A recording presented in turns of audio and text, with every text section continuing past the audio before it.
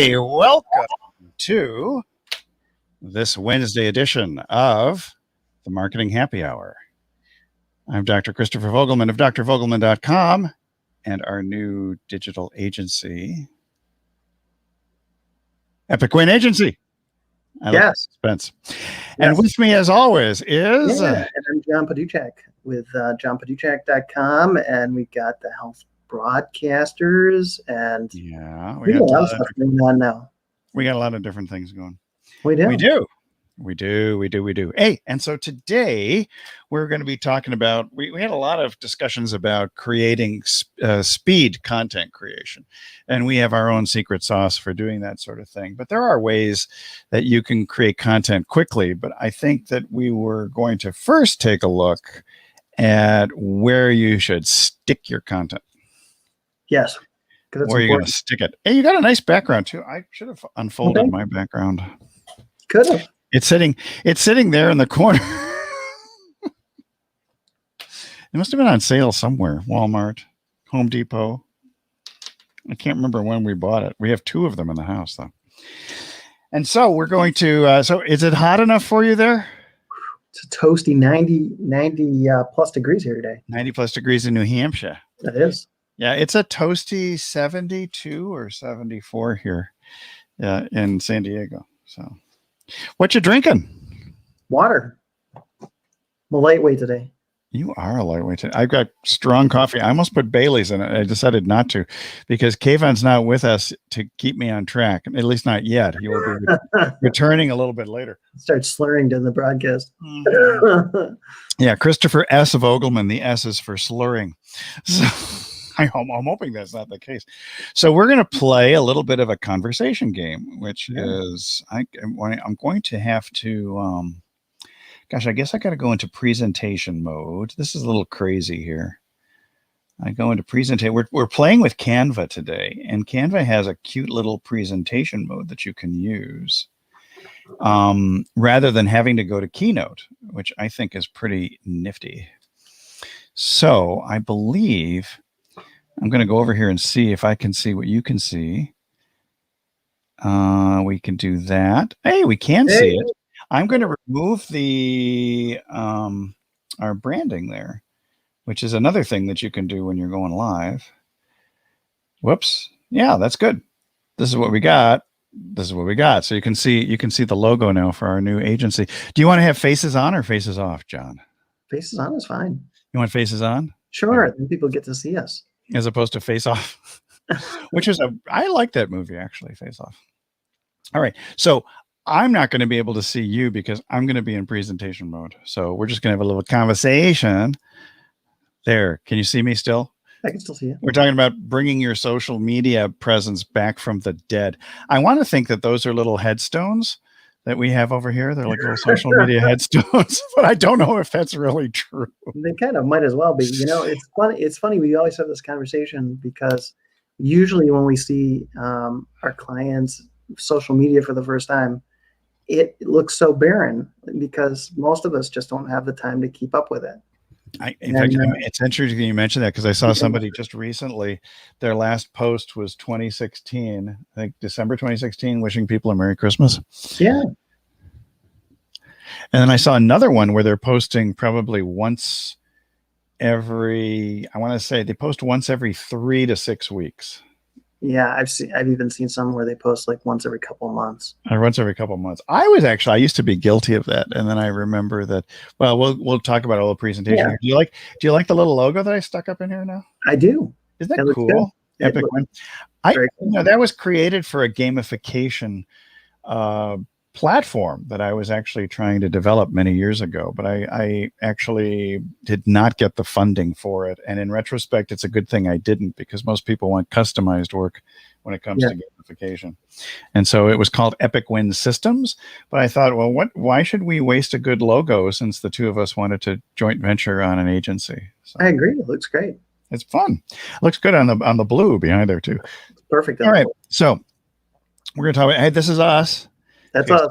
Take a screenshot of us. We're not going to bore you with who we are, but it's kind of fun actually when we do do this to kind of come up. I put the line in for John that he's going to make your social media and your videos look like you're a Fortune 500 company. I thought that was kind of cool. So, I like it. Yeah. Hey, so how long has it been since you did anything with your companies, with your businesses, social media profile? And I say profiles. What's that? I'm sorry. Probably too long for a lot of people. Too long for a lot. Yeah. I think we were also in that category too. We were. So I mean, you're not alone if you are in that category.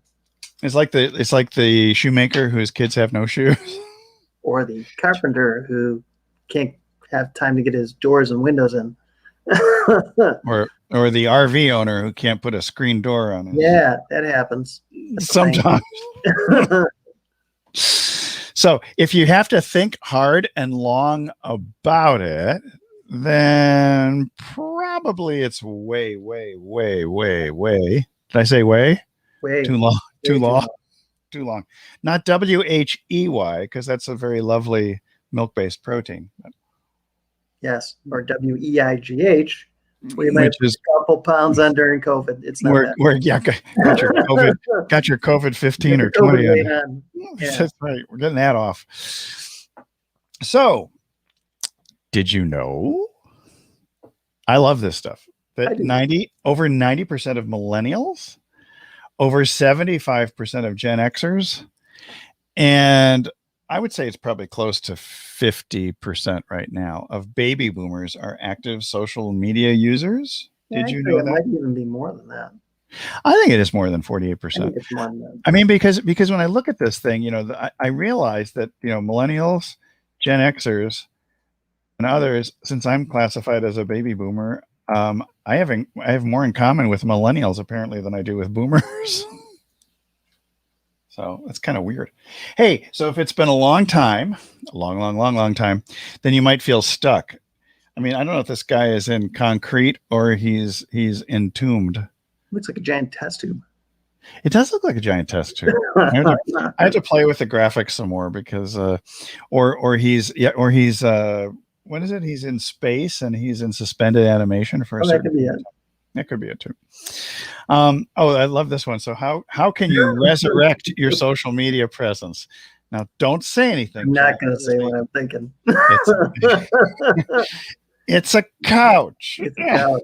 It's a couch. It's a weird looking couch. But anyways, resurrection. We're not putting the emphasis on the second half of the word resurrection. So you need to be methodical. You need to be persistent. We were singing earlier. It was like, because of your persistence, you wore down my resistance. I think I have a crush on you. I think that's the song. That might be it. I think that's the song. Anyway, so you've got to be methodical. You've got to be persistent, and you really have to not do it on a whim. It has to be done logically. And it's a marathon, not a sprint. Yes.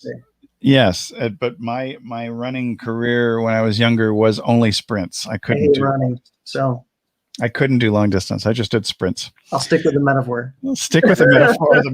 Stick with the metaphor of the marathon. Well, my brother-in-law actually had run a series of marathons, which I'm totally impressed that anybody would run marathons. I got a lot of friends who run. Exactly. Do I have a? Okay, so you're going to need to update your page. Yeah, and I was gonna say that's super important, especially now, because the second place people usually search for you on Google, and then they find you on one of your pages, be it Facebook or somewhere. Well, your web page. I mean, if you've got a website, website, but then they're going to check up. Then they're going to check up the page. No, but you have to keep things updated. Yeah. Because I mean, and there's a psychology behind it. What's that psychology? That if they're not updating their page and if it looks dead, what else are they? Yeah, what else are they missing in the business? Are things falling through the cracks? Are they not responding to comments? We'll get to that in a little bit.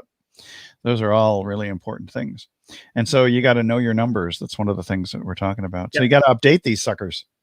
So the tube of you, the YouTube. You really should update your emails, which is really not a page per se. You need to update all of the stuff with your photos, your posts, all of these things. And if you're doing videos and if you're commenting on things, or if people have sent you comments, you really need to update it by responding to those comments. I think that's one of the most important things.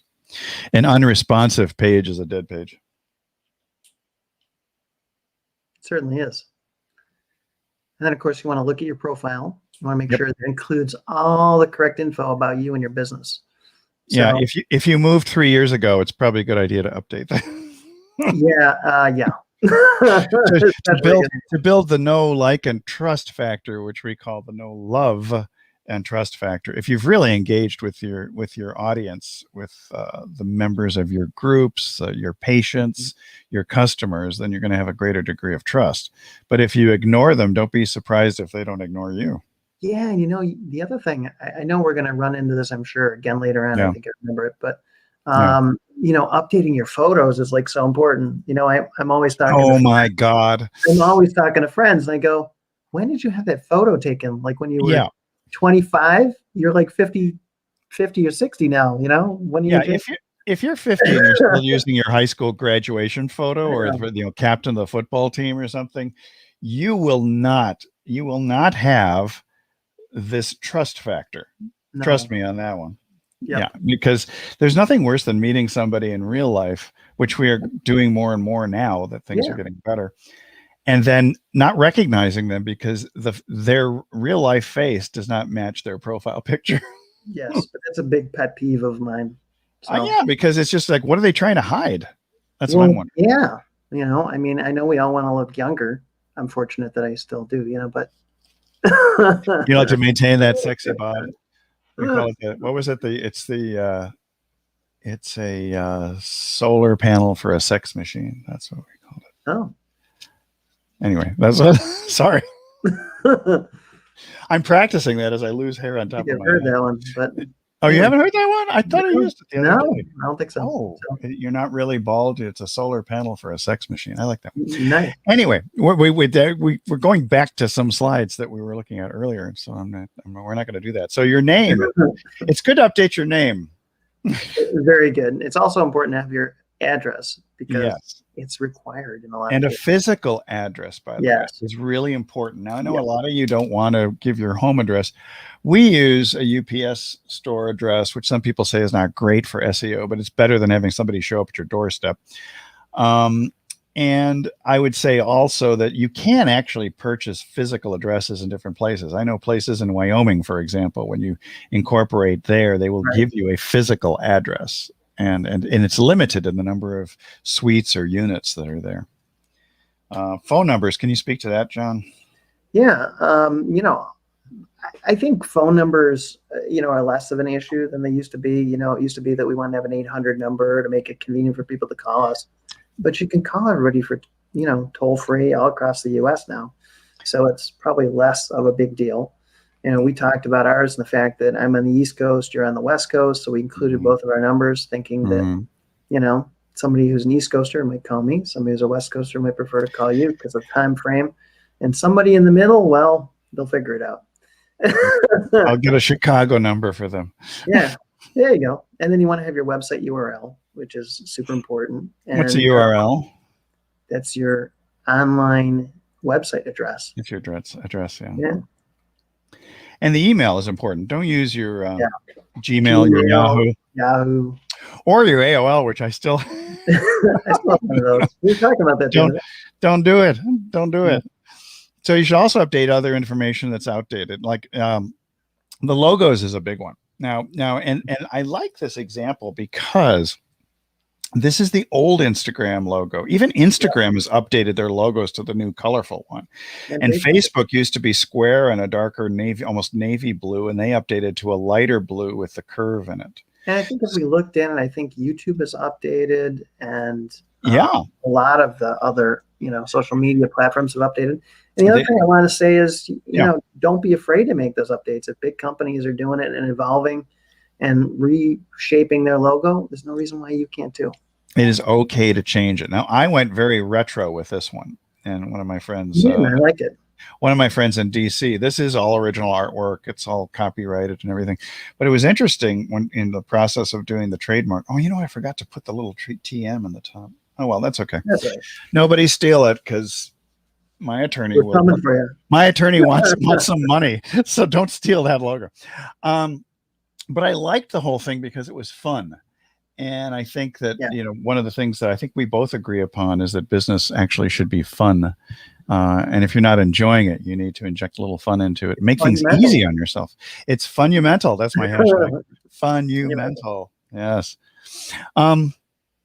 So the question is, if you have a bricks and mortar business, let's say that you have a chiropractic practice or a dental practice, maybe you have a veterinarian clinic, or just a 5 and dime store for them. Do they still exist, by the way? 5 and dime, like a Woolworths or something. Sort of. It's funny in places like where I live, we still have a few laying around. You still have some of those things, yeah. Well, because you live in sort of a retro, you'll see much more. I live in a retro community. You'll see a lot more retro stuff, and they call it old timey stuff on the East Coast. Yes, that's one of the things I notice here in California. It's like, where are your old buildings? So. There are a few missions and other things like that, but there's not a ton of older buildings. So do you have a new sign in front of your store? Maybe you've got something like, I remember that was a big thing when you put up a new sign. It's great to post that kind of information and put it everywhere. And so you take a picture of it. Take a picture of the sign on the outside. Take a picture of your new staff members. Take a picture, well, even a thumbnail of your YouTube video. Take pictures of, maybe you have a picture of the artwork for your new podcast, and that might be something that you put in there. Maybe you've got new pictures of the inside of your office. That you exactly. Want to share, people like to see that before they pop. You may have a picture of your new camera. So that's kind of meta, Take a picture of your camera. And then you want to pick what are your goals, what are your long-term targets and your milestones when you're going to be using your social media. So you're going to post content in various places, but why? Why bother? And you're probably going to want to put a little more emphasis on where your clients and customers live, as opposed to, like for instance, you may have most of your clients hang out on Facebook. They come see your videos on YouTube, and maybe that's the biggest places they're at. But, so you spend a little more time on them, but don't forget about the other places. Yeah. I mean, you want to attract these folks. You also want to engage in conversations. That's why I like the little bubble that's there. Oh, when you always see those little dots, dot, coming, that somebody's texting you back or sending you another message. I still don't understand why she's sitting on top of a tablet, but I'm sure she has her reasons. I'm sure there's a reason. Yes, exactly. So marketing is super effective and actually works and produces measurable results when you've got these clearly defined goals or targets. And we were joking earlier that this graphic looks like we're racking up for a game of pool. What is it going to be? Stripes versus stripes and solids. Yeah, which you want, stripes or solids? Stripes or solids. Yeah, and so just throwing out your posts all over social media without having actual goals is not going to be very rewarding. You got to figure out, what is it that you want to achieve? Do you want more visitors to your store, to online, or to your veterinary clinic, for example? Do you want more furry little creatures coming through so that you can take care of more pets in the community? Do you want to dominate your particular niche, be the very best dentist in your community or orthodontist? Do you want to have more leads? Do you want more return visits versus new customers or new patients? There's a lot of different things. Yeah, and I was going to say the other thing you want to really make sure that you emphasize is what's unique to you. What's unique about your business, what's unique about you as an individual that you really want your patients to know, because there's something that sets you apart from others in your field. And we say patients because we tend to focus our efforts in our digital agency, actually agencies, because each of us has a separate agency. I've got Maximize Your Media here is with my wife, and John has Videos or Social, but we combine our efforts into creating a coast-to-coast coverage with the Epic Win agency. But it's, I lost my train of thought. You were saying something about knowing something. Oh, well, if it's important, it'll come back to me. I just said that you want to make sure your marketing strategy includes what's unique about you. Yeah, we talked about patience. And so, you may not have patience. You may have customers, or maybe you're a coach and you have clients, or maybe you are, you have a repair shop and you want to bring in more body work to your shop. Right. Whatever it is, you have to figure out, what is that going to be? What's my goal? If I'm, the example I can give you is my office manager from many years ago, Millie. She had, she and her husband had a body shop. And so they actually almost looked forward to a little ice storm or snowstorms or stuff, because somebody might come up, in tears to the door and say, I just, crashed the front end of my car. Can you fix it? And so outside, she's very empathetic and sympathetic and everything. But inside, she's thinking, yes, we're going to eat this week. So, hey, you might have a funeral home and you want to be better known within the community. Right. And so, the misfortune of others solving a problem, which is, what do we do with great Aunt Edna? That's one of the things you got to consider. So ultimately, most small, practice owners, business owners, and really any practice owner is a business owner. You want more business by and large. But so you have to figure out exactly what your goals are. Maybe you just want return business, and you're up to here with new patients, for example. You just want to bring back your existing clients, and there are strategies and tactics to do that. So, oh, maybe you want to increase your following. Sure, build your brand. This person here has 999 followers. If we just get them over 1,000, I think. But look here. Yeah, get it going. Yeah, one more to go. But and they've got you see the likes and the hearts. We really prefer hearts over likes. In fact, we were joking during one of our lives that our friend Troy, that we would take even angry faces over, say, likes or nothing. Sure enough, he gave us an angry face. But that's all right, because it really doesn't matter. No, but it's engagement. It does kind of matter, but it's engagement. Yeah, it's engagement. I mean, you're not going to see a lot of angry faces, but maybe a couple. Somebody's talking about a subject, and that subject, just makes people angry. It doesn't mean they're angry at you. They might just not. It might be upset with a detail that you gave them about a topic. And you know what they say: you're not marketing until you're getting some haters. You got to get your hate. I knew I was. It's funny you say that, because I remember I recognized years ago that I was finally getting some traction and finally making some waves when I found my haters. Yep. That's when I realized, yeah, good. Okay. I even sent out an email. I mentioned this. Did I mention this last week? I might have, which is I sent out an email to my list of doctors. Oh yeah. And my subject line was "Practice sucks." And out of all those people that I have on my email list, many of whom I've known for 20, 30 years or more, only one unsubscribed. And so I thought that was pretty good, because if I put something so controversial in an email and I know that they've opened it and only one unsubscribed, I figure that maybe something that I have in the content is going to resonate with the audience. And I'd rather push some people, rather repel people, like we talked about last week about your filters. You'd rather push away the people who you're not going to get along with. Yep, rather have a more uniform audience. Yeah. So we talked about blogs earlier, getting more readers for your blog. And you were saying that some folks thought that blogs were dead. Yeah, there's a lot of people that think blogs are dead, but I want to tell you that on the SEO side of things, blogs are alive and well, and you can get some great traction if you have a blog that you publish to regularly, and especially if you include some great content with video and audio. And that's a good point, that it not be just a written blog. No, because it's all about how long they stay on your page too. Mm-hmm. So all of that helps people to stay longer. Yeah, you don't want people bouncing off really fast. Right.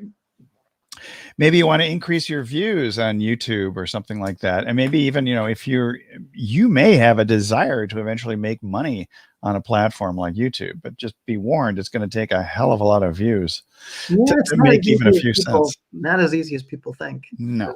I've been looking into that more and more for some passion projects, because I've always made some money off of YouTube, but never really looked at doing that in terms of a real project to fully make money off of YouTube. So I will tell you that YouTube was really good for my practice, because In fact, even to this day, there's a small video that's out there that probably has, I want to say 3,700 views or so, but it was mostly geared totally towards local, and it was a snow shoveling video. And it really helped boost my SEO, my presence in the community, and people would come in and just remark about the snow shoveling video, which, by the way, in a different platform became very big in Japan. Not that anybody was coming from Tokyo to my office in DC, yeah, to learn how to shovel. But it was interesting to see how some of these things, if you target it correctly, you can dominate your local business community. You could be the top dog, so to speak, if you were a veterinarian in your community based on your YouTube videos. Yeah, you certainly can. Yeah. And building your list, that's a big one. Why do we want to build a list? Yeah, that's a huge one, because building a list is the best way to keep in touch with your clients and customers and leads. It's just a great way to stay in close communication with them and share information. There's just really no better way. And you can accompany it with things like video and add all of those together. It's a great way to keep in touch. But what about people who say email marketing is dead? You should use, text marketing, or you should use messenger bots or things like that. I think you have to really look at all of them. Yeah. In a lot of ways, or try to figure out which ones make the most sense for you. Now, there are, according to some stuff that I read recently, there's some big penalties and things coming up for text marketing. So that may be an area you want to be a little more wary of, but messenger bots are working great for people. WhatsApp. It's interesting. WhatsApp. Facebook keeps trying to get me to sign up WhatsApp for my pages. I just don't want to give up my number for that. I mean, I think I need another number for that. Yeah, there's a lot more groups and stuff on WhatsApp. Having a group is a great way to keep in touch with people, along with building a list. It's kind of a group list of sorts. Well, but group chat, for example, is very distracting. If you if you have more than maybe 5-10 people in a group chat, because then people are commenting all day long, and you have to unsubscribe. That's a major distraction, group chats. Right. But building your list takes me back to our mutual friend, James Schramko, which is his admonition is just to own the race course, because YouTube could shut you down. Facebook could shut you down. Instagram could shut you down. But if you've got your list, you can reach out and touch people and let them know where you are and port them over to a new platform. Yeah. Which I think you certainly can. Yeah. Oh, we talked about articulating, basically stating your goals in great detail. You're going to be able to guide or alter your social media pages in the direction you want to go. I mean, if these things are dead, you can resurrect them. Absolutely. And, a dead page can be brought back to life. It's not going to look like Frankenstein's monster. It'll actually look really good if you do it right. So let's talk about creating original content. I like this guy because he's writing a blog, apparently. A big pencil. A newsletter. But you really, so original content is one of the more important things, and we'll get into curated stuff too. But if you're going to reach any of your marketing goals using social media, and I love the fact that we've got the trophy and we got the piles of Benjamins. You don't have to bring out a Benjamin right now. That's okay. I won't. Don't do it. I do a lot though, don't I? I know, but you do. You tempted me with a $5 bill the other day. So I can do that. Yeah, that's easy. So you need original content, and that's an important thing. So I can't see it because I'm in the presentation. I'm sure you've got it there someplace. So original content is really, really important. And originally, we're going to talk about the speed of content creation. At least that was Kayvon, who is not here right now. That was his original suggestion. But since he decided not to show today, we decided that we could do something different, and that's why we went with this. Yeah, I was gonna say the one thing I will add to this for speed of content creation is go with whatever you're fastest at. Yeah. If you are a great writer, then start with writing, and then you can go from writing to producing an audio to producing video. If you're great at video, use video and go from producing a video and create, your audios and transcripts. Yeah, but it's important to go one way or the other and kind of cover the most ground.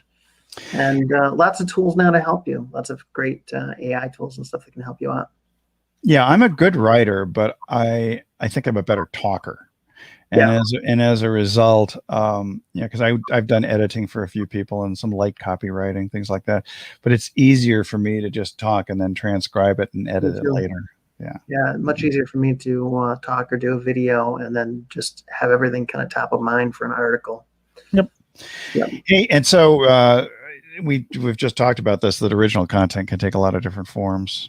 You could do, and by the way, if you just update your Facebook status periodically, that goes a long way to appealing to the Facebook algorithm.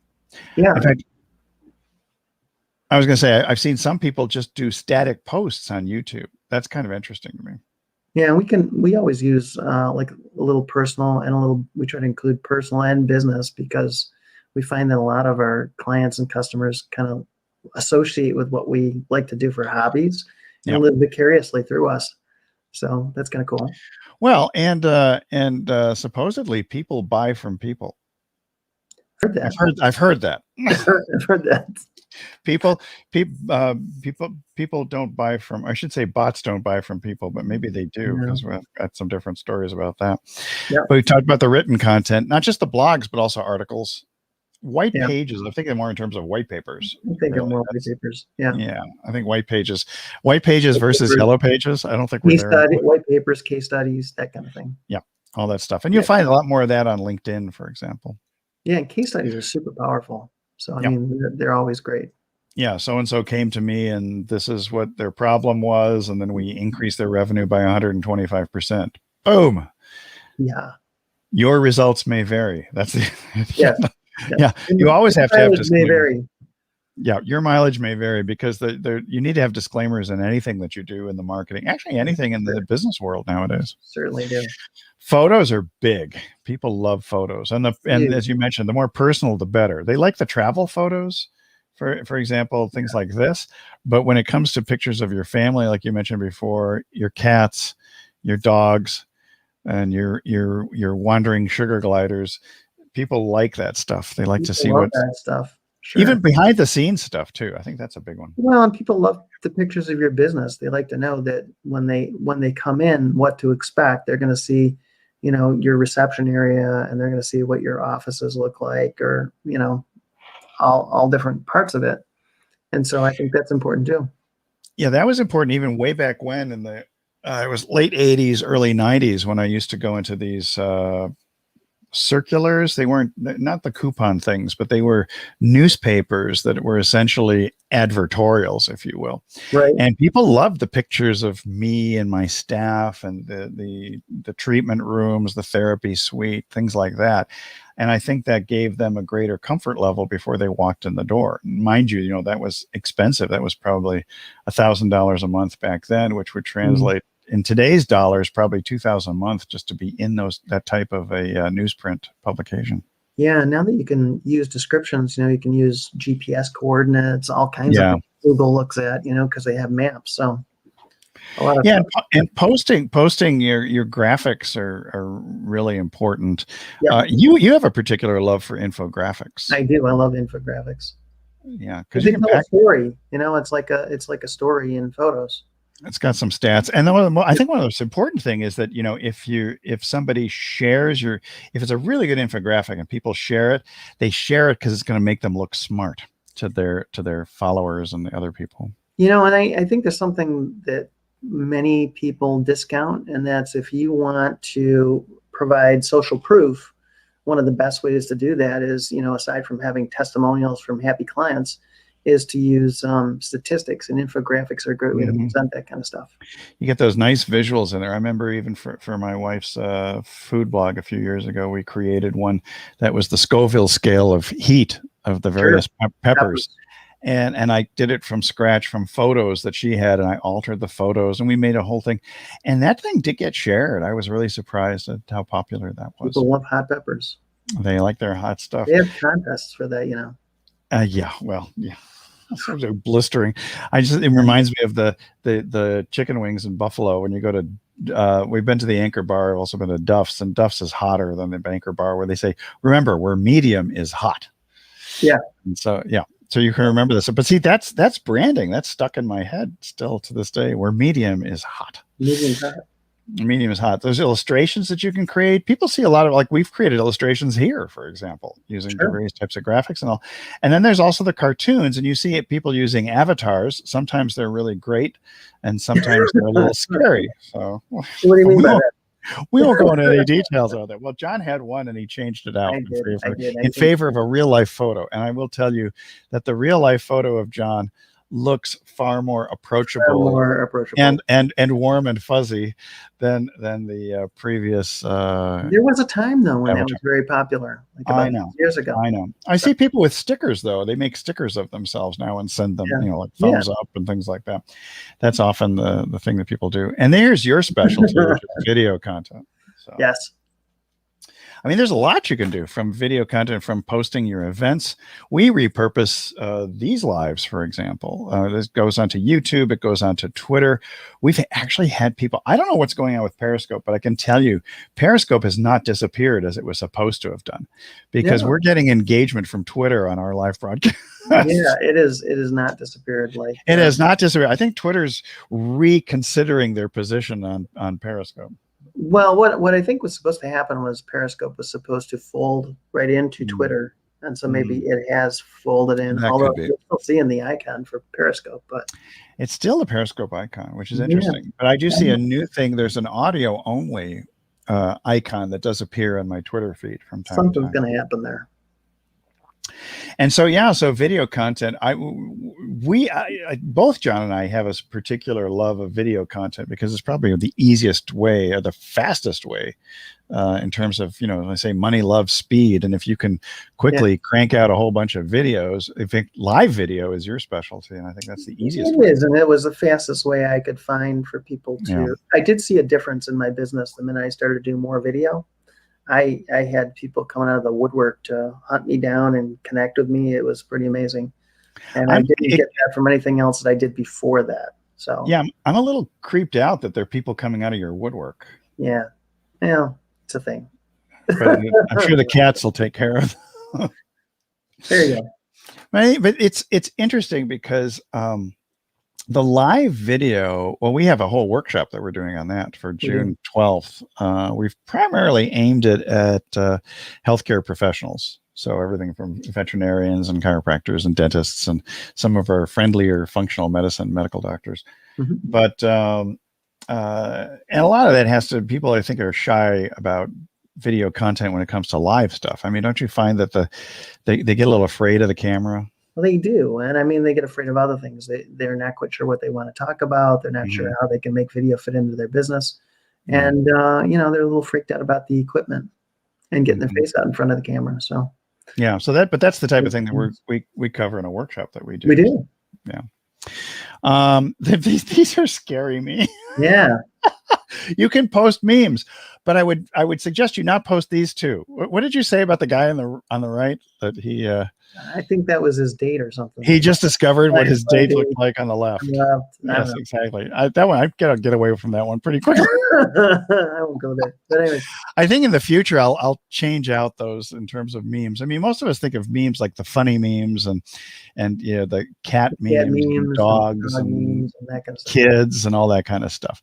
But the thing about it is, you need to intersperse. You need to blend in your own original content. Yeah. With curated content. By curated simply means that you take something that's shared from elsewhere and you bring it in to your thing. It's kind of like what magazines and newspapers actually do. If you think about newspapers, there's Associated Press, the AP, there's Reuters, which is another news service. And a lot of these newspapers and magazines simply take those stories and then they rework them for their publications. Sure. And they certainly know what's popular at that phase, because there's a lot of applications that tell us what articles are popular with different groups of people. And by taking that and then putting your own twist on it, it's a great way to create new content. And you really need to spend a lot of time putting your own twist on it. Otherwise, you're going to be just, accused of plagiarism. And right. Nobody cares what the original twist was. They want to know what you think. What do you think about it? What's your take on it? What's your particular flavor on it? Right. And that's what we say here. Put your own spin on that, whatever you're sharing. And that goes a long way. In fact, even when we do social posting, one of the things that we do for our clients is that we actually have a little bit of wording, not just shooting up a meme, but you're also having some words associated associated with that particular image. Yeah. And that helps to put a spin on the meaning for your particular group of customers and patients, for example. Scheduling. Now, this is my wife is excellent. My wife Maggie has the food blog in mamamaggieskitchen.com, and her posting schedule is magnificent. I have tried to fit myself into it periodically, but we have found that if you have a schedule and you stick to the schedule, you'll get consistent results in terms of be appealing to all the algorithms of all the various social media platforms. Right. And not having a schedule, it's like driving a stake through the heart of your business. Pretty much. I think this is one of the areas that many people have a lot of trouble with. I know it was like one of my big challenges getting started. And but there's so many great tools to help you do that. Things like Buffer, and I could go on and on. Well, but you also see, so you have to spend the time creating original content, and it should be branded content too. Yes. But there are a lot of tools. My Post-it notes are falling. I've got to stick them back up again. Oh, no. Those are original content. I don't know if anybody would be interested in seeing all my Post-it notes, but I just thought of it. They could all make great little Instagram posts, but every post would be yellow. That's the only problem. But sticking to a schedule is really important too. And then it helps you in terms of frequency. And we're going to get into a little bit about the frequency of posting and why that's particularly important here. You got to be consistent. You got to stick to the schedule, and there's certain rules too. If you're under 10,000 followers on Facebook, for example, twice a day is enough. When you go over 10,000 followers, you get into the category of doing 4 posts per day. That's from our friend Rachel Miller. And how much should you post? Well, it varies according to what the professionals say. Once or twice a day to Facebook, but I think you and I would disagree about the once a day, right? Yeah, I would definitely disagree about once a day. I think at least twice a day at a minimum, and I'm actually thinking maybe even an extra time, possibly. I think maybe a third time. You don't want you want to be popping up in somebody's feed, but not annoying them, and so that's right. It's a little challenging there. But now we run a service. The two of us run a service in which we do social posting for people, and we advocate twice a day. But it's not just Monday through Friday, right? No, it's in fact most people are using Facebook on the weekend. Right. I would say maybe even more because they're busy at work during the week. They have more time. They're scrolling. Yeah, more time to do that. They're out taking a break, hiking someplace, taking photos, putting them on Facebook for their friends to see. Yep. All that fun stuff. So that's a happening thing. The little birdie. Oh, the little birdie. I didn't cover him up quite right. I was mixing an old logo. This is where I was mixing the 2011 logo with the latest logo, and so I have to fix this. But that's hey, this is imperfect action. This was changed. What was it? 3 minutes or 2 minutes before we went live. A custom Twitter logo you created. I did my best, but we say 5 to 10 times is the general rule of thumb, because tweets, God, they have a lifespan of 28 minutes or something like that. Yeah, something like that. They disappear quickly. So, and that's one of the things that you'll see on Twitter. People will retweet themselves to make sure that particular tweet goes out there. We send Twitter messages, for example, when we go into Clubhouse, which is what we do at the end of this broadcast. Yes. So at 7 p.m. Eastern, 4 p.m. Pacific, we go into Clubhouse. What we call it, Kayvon called it the after party. But I think we just want to have a continued conversation. And quite frankly, it's a lot easier to do the conversation back and forth in audio than it is to respond to your comments here. Although we do love your questions and comments, sometimes we may miss them during the live broadcast. So our apologies in advance. Or our friends at Facebook might not tell us you made a comment. So exactly, that does happen once in a while. But once or twice a day to Instagram, I think that's quite a good thing. And this is also, it skews to a younger audience. But hey, I'm seeing Instagram is going into the 40-year-olds and 50-year-olds now, so it has skewed older as other platforms have come on, like TikTok and they got good video tools too now with with just instant video and reels. So And speaking of video, you can also do video on Pinterest. I know and animated posts and a lot of other things. Like we have a deep experience with Maximize Your Media because my wife Maggie actually published 3 different courses on Pinterest, and we know the ins and outs of all that kind of stuff, and we share those little tricks with John. So LinkedIn, most people say 20 times a month, and that really means that you're posting during the week. once a day, Monday through Friday. But I would agree with you. We had a conversation before we went live, and that, posting on the weekend might not be such a bad idea. Yeah, I'm kind of the opposite with LinkedIn. Like, I tend to maybe look at it occasionally during the week, but I look at it much more on Saturday when I'm working or during the weekend. So you have to understand, all these platforms change, and they change at the speed of light almost. And that what might be true, say 3 months ago, may not be true next month, or even next week. It could change, or even tomorrow. Yeah, and the tube of you, the YouTube, the John Tube.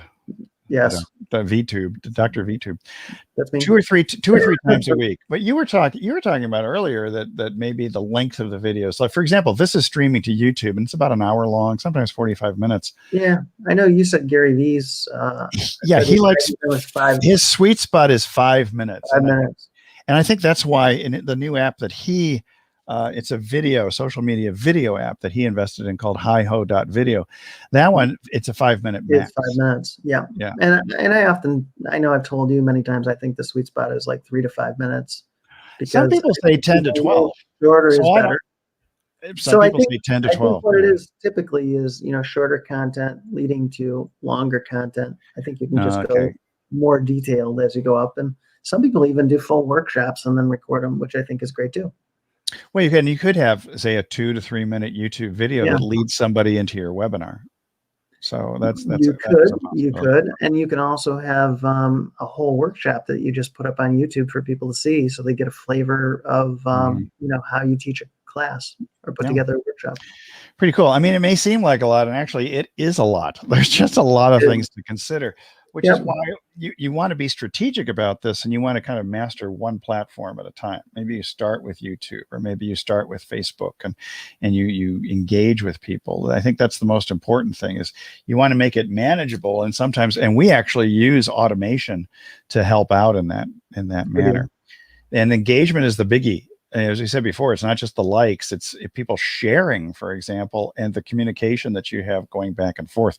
You're really going to be rewarded on Facebook, for example, for engagement more than anything else. Yep. And YouTube, you are rewarded for the likes of your videos and comments.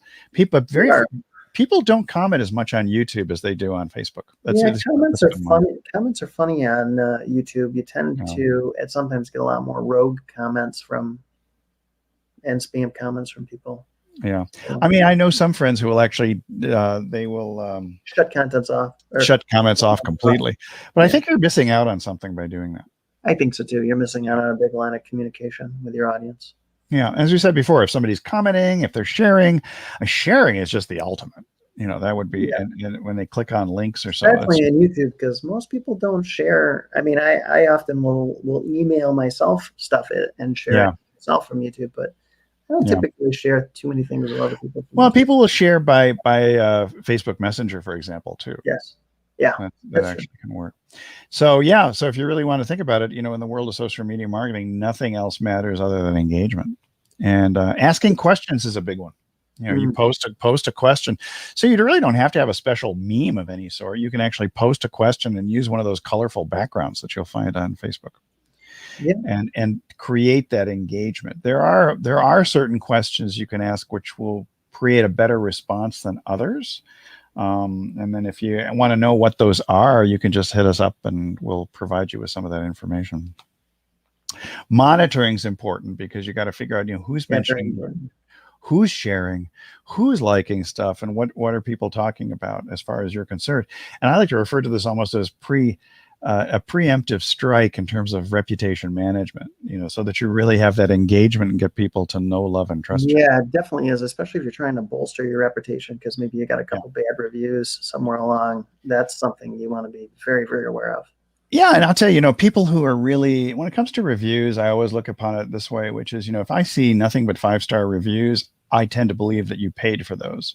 Yep. And if you see a smattering of others, some 3s and some 1s or so, I'm thinking in particular of Amazon, I kind of like that. That seems a little more honest. And maybe that's just me, but I take a jaundiced eye to nothing but 100%, 5-star. No, not everybody can like everything. So. No, not everybody will love you either, which is why, as we No. said last week, it's good to repel some of the haters before they ever get to you. So using hashtags is one of my favorite things. And in particular, it helps people to search for things like the Throwback Thursday, the Wisdom Wednesday, the Motivation Monday, the Marketing happy hour. the marketing happy hour. Or do we do marketing happy hour or do the marketing happy hour? Because on Facebook, we're known as the marketing happy hour. Then I guess we do the marketing happy hour. We could probably do the. And my favorite is for my coaching folks on mindset and entrepreneurial resilience is Funumental. So And replay. and replay. Yes, please. If you're going to see this, if you're watching this on replay, whether it's YouTube or any place else like that, please hashtag replay so that we can find you, thank you, and answer your comments. It helps us to figure out which of the social media platforms are playing nicely with us. Let's put it that way. For sure. So, and encouraging participation. Yeah, you can run contests. Yes. You can request generated content. Like, for example, we have a Memorial Day special, a 25% discount from the Mama Maggie's Kitchen store, which is for aprons and Mexican ceramics and masks and all the other stuff. So we gave them 25% off. But it's amazing how many people who buy things will then send a picture of them in their apron or holding their ceramics or something like that. And you can set up a contest where you reward people for sharing photos of themselves doing things.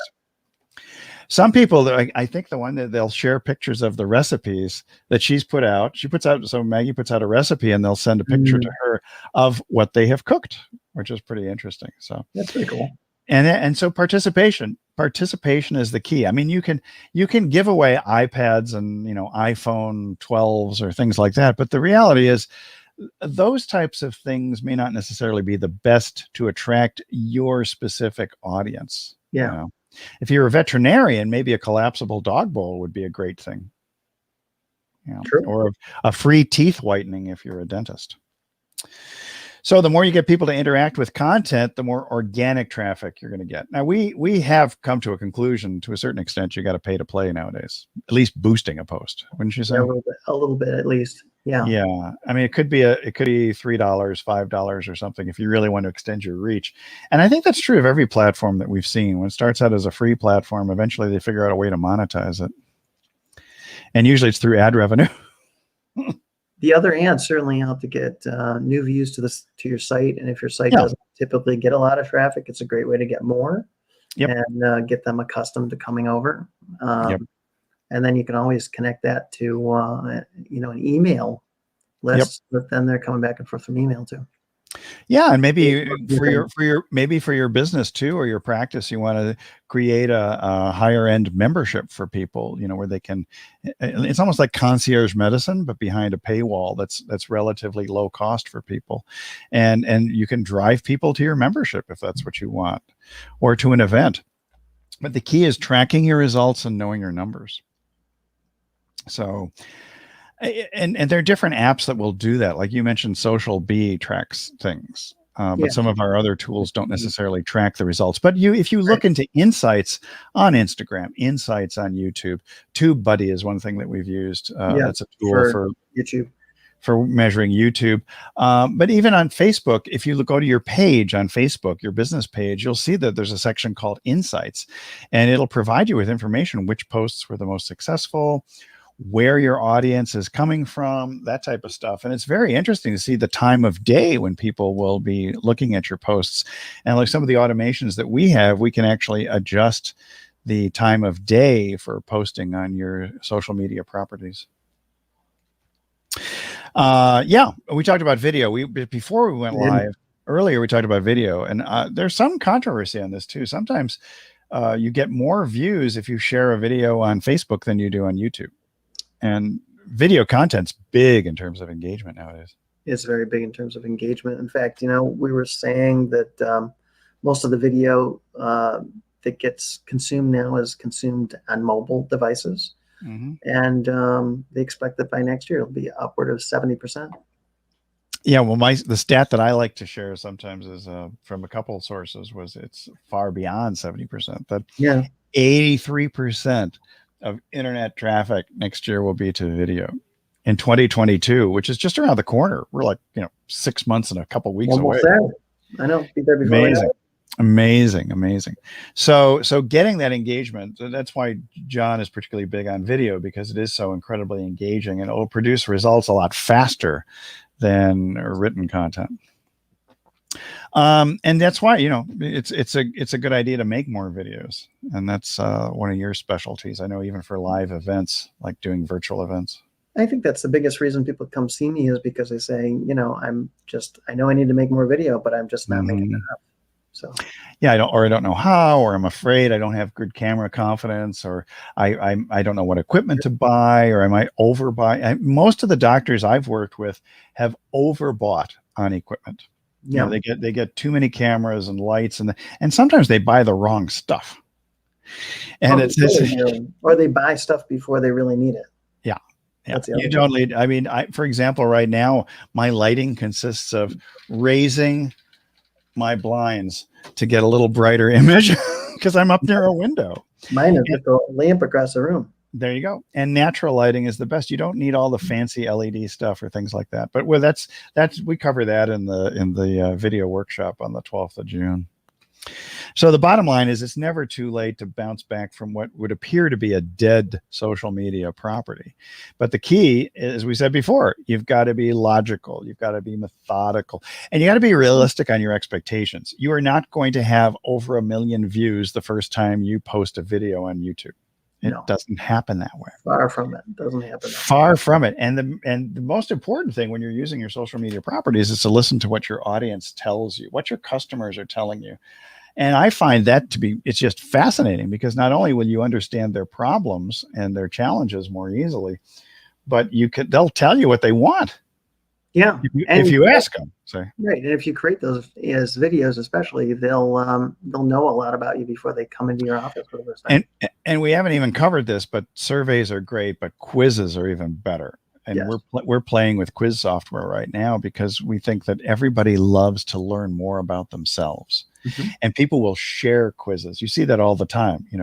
What type of tree would you be, based on these questions, or which celebrity are you most like, or that type of thing. And people share those things.